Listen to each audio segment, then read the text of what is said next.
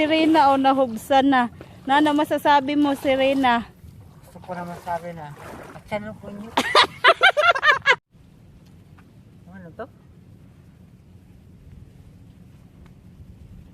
Saan mo siya? Ay! Dapat! Bye-bye!